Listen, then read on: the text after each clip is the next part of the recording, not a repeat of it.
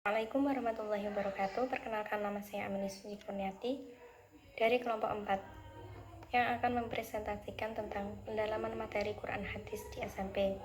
Yang pertama yaitu kandungan Quran surat Ar-Rahman ayat 33. Ibnu Katsir menjelaskan bahwa manusia tidak akan bisa lari dari keputusan dan takdir Allah. Bahkan Allah melihat manusia. Manusia tidak akan bisa melepaskan diri dari hukuman Allah. Di mana saja manusia berada, Allah pasti akan selalu mengawasi manusia. Dalam ayat tersebut dijelaskan oleh Allah bahwa tidak akan mampu manusia menembus penjuru langit dan bumi, melainkan dengan adanya kekuatan. Sehubungan dengan hal tersebut, dapat dikonotasikan bahwa seseorang tidak akan dapat melakukan tugasnya sebagai seorang guru apabila tidak dibekali dengan pengetahuan terkait dengan tugasnya. Dengan ini yang dimaksud adalah kompetensi. Yang kedua yaitu kandungan Quran surat Al-Mujadalah ayat 11. Kandungan Quran surat Al-Mujadalah ayat 11 ini menjelaskan tentang tuntutan akhlak dan perbuatan dalam satu majelis. Di dalam ayat tersebut memberi tuntutan bagaimana menjalin hubungan harmonis dalam satu majelis.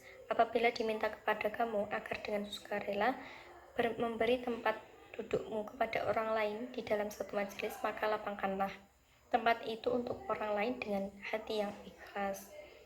Terdapat dalam ayat tersebut, dalam artian ayat tersebut, berdirilah kamu ke tempat yang lain atau untuk duduk tempatmu buat orang yang lebih wajar, atau bangkitlah untuk melakukan sesuatu seperti untuk sholat dan berjihad, maka berdirilah dan bangkitlah. Allah akan meninggikan orang-orang yang beriman di antara kamu, wahai yang diperkenankan tuntutan ini, dan orang-orang yang diberi ilmu pengetahuan beberapa derajat kemuliaan di dunia dan di akhirat, dan Allah Maha mengetahui terhadap apa yang kamu kerjakan dan masa datang.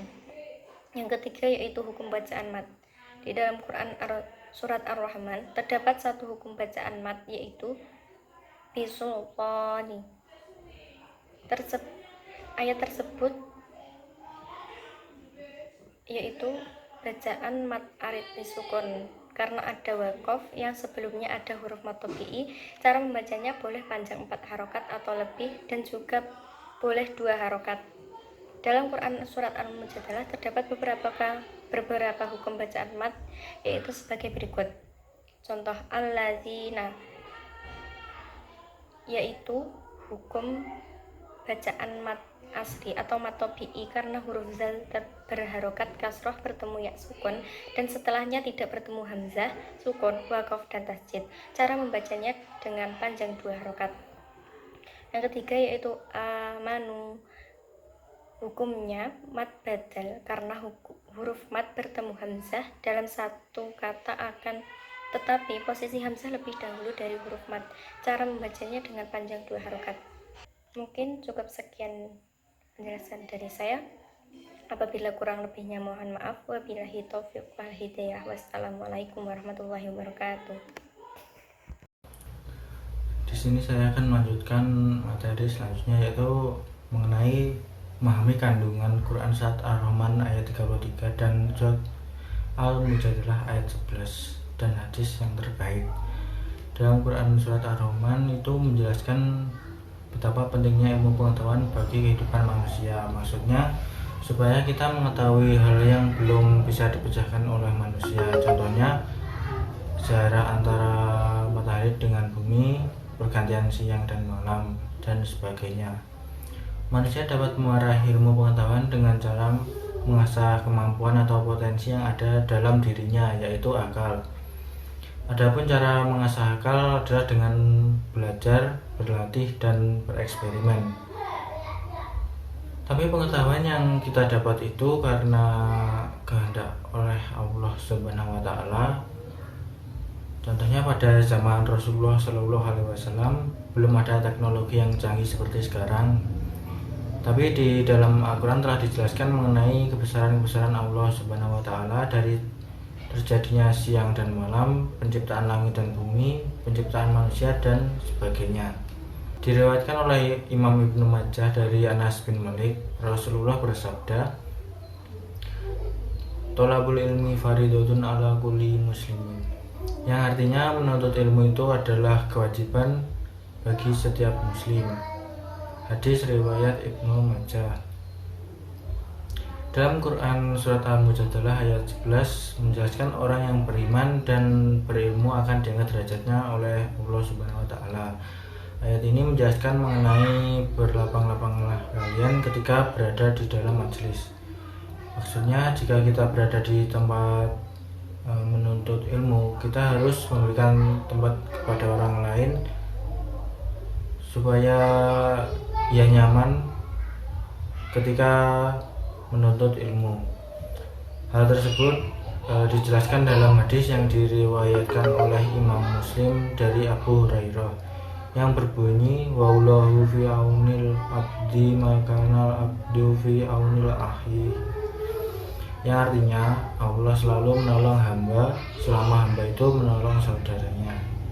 Hadis riwayat Muslim. Materi selanjutnya yaitu terkait Quran surat An-Nisa ayat 146, yaitu menjelaskan tentang orang-orang munafik yang masih berkesempatan bertobat dan berjanji menyesali perbuatan mereka dengan memperbaiki dan melakukan amal soleh serta berpegang teguh pada ajaran Allah dengan ikhlas. Allah akan memasukkan mereka ke dalam barisan orang-orang yang beriman dan akan diberikan pahala yang besar. Selanjutnya yaitu Quran surat Al-Baqarah ayat 153 yang menjelaskan tentang perintah sabar. Dalam hidup ini manusia seringkali menghadapi berbagai kesulitan. Jika kita tidak memiliki kekuatan, kita akan mengalami kekalahan. Akan tetapi seorang mukmin dapat bersandar pada dua kekuatan utama, yaitu sabar dan sholat. Selanjutnya yaitu Quran surat Al-Imran ayat 133, itu menjelaskan tentang sifat-sifat orang yang bertakwa, yaitu suka bersedekah dalam kondisi apapun, orang yang mampu menahan amarah, orang yang memaafkan kesalahan orang lain, dan orang yang berbuat baik. Bismillahirrahmanirrahim. Assalamualaikum warahmatullahi wabarakatuh. Melanjutkan penjelasan dari yang sebelumnya, di sini saya akan menjelaskan tentang memahami hukum bacaan nun sukun atau tanwin. Apabila ada nun sukun atau tanwin bertemu dengan huruf hijaiyah, ada 4 hukum bacaannya. Yang pertama yaitu idhar. Idhar yaitu apabila nun sukun atau tanwin bertemu dengan salah satu dari huruf hamzah, ha, kha, ain, ghain, dan ha, maka nun sukun atau tanwin tadi dibaca jelas. Contohnya ajron azima. Yang kedua yaitu bacaan ikhfa.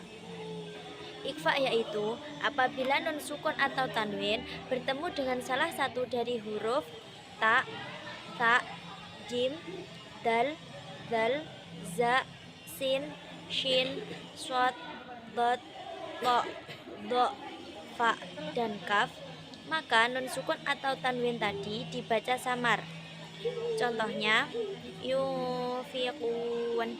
Yang ketiga yaitu bacaan idgham, yaitu apabila nun sukun atau tanwin bertemu dengan salah satu dari huruf nun, mim, wawu, ya, ro, dan lam, maka nun sukun atau tanwin tidak dibaca atau dilebur ke huruf-huruf tersebut.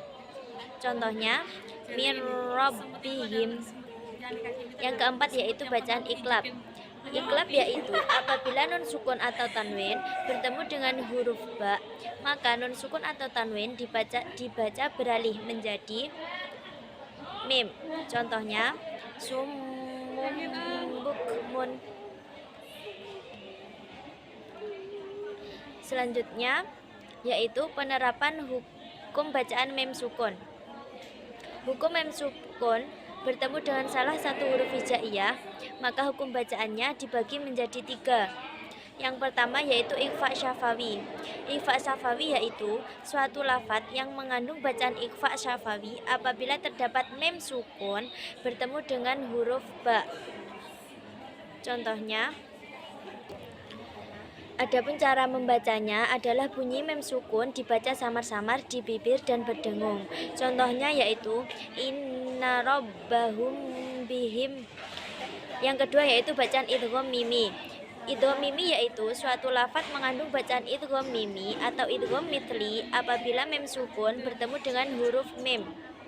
Adapun cara membacanya adalah mem sukun dimasukkan atau digabungkan dengan mim di depannya dan berdengung.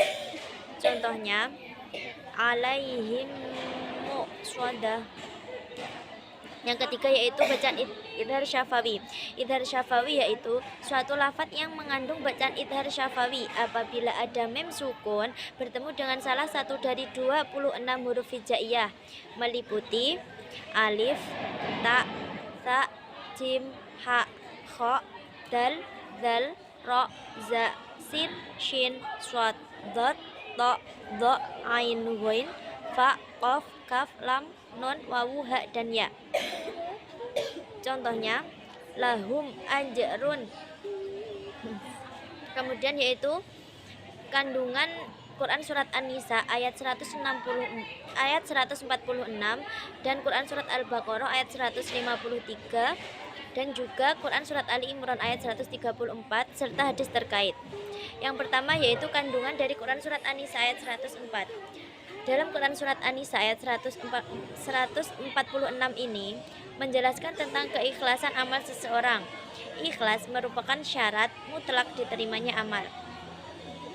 Keterkaitan antara Quran surat An-Nisa ini terkait dengan hadis riwayat Ahmad, yaitu setiap perbuatan manusia dimulai dari gerak hati atau niatnya.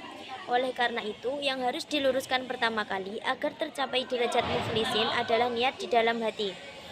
Yang kedua yaitu kandungan Quran surat Al-Baqarah ayat 153 menjelaskan tentang orang-orang yang sabar. Sesungguhnya Allah Subhanahu wa taala beserta orang-orang yang sabar.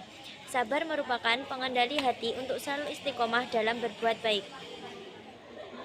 Yang ketiga yaitu kandungan Quran surat Ali Imran ayat 134 menjelaskan tentang ciri-ciri orang yang takwa, yaitu selalu memaafkan orang lain. Quran surat Ali Imran ayat 134 ini terkait dengan hadis riwayat Baihaqi yang berisi tentang pemaaf berarti orang yang rela memberi maaf kepada orang lain. Sikap pemaaf berarti sikap suka memaafkan kesalahan orang lain tanpa sedikit pun ada rasa benci dan keinginan untuk membalasnya.